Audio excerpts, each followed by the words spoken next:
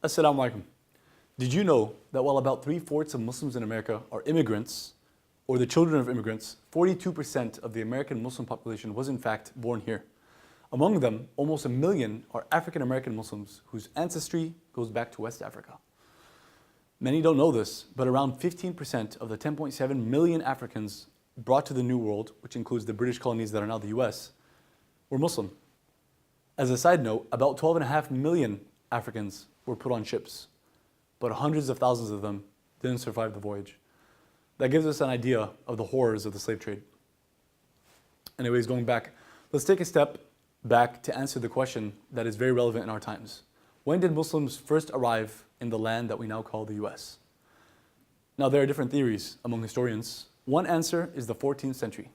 These Muslims were West African Moors, meaning that their lineage was Arab.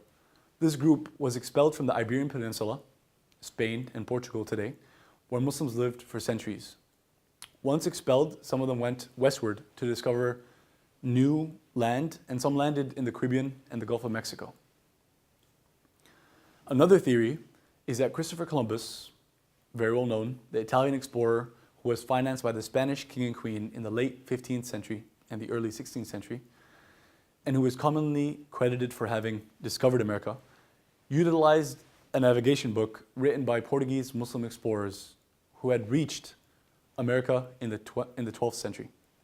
A third theory is that Muslims served as guides to the Spanish in their conquest of lands in what is now North America, like the states of Arizona and New Mexico.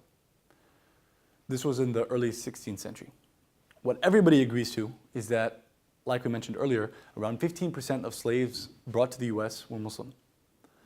This is the first significant population of Muslims in the US and is in fact older than the country itself.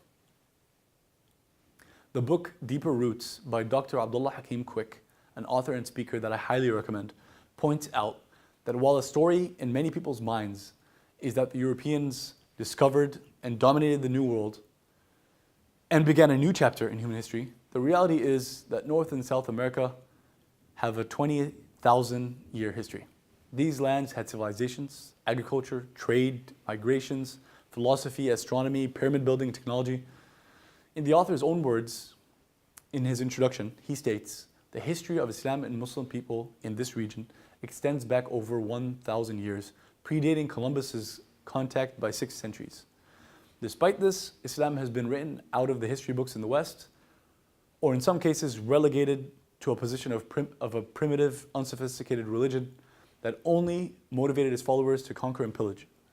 This work is an attempt to dispel some of these misconceptions about Islamic history in the Caribbean and in the Americas, and introduce a body of documentation that may help to put the actual achievements and travels of Muslim explorers, merchants, and settlers into proper perspective." End quote.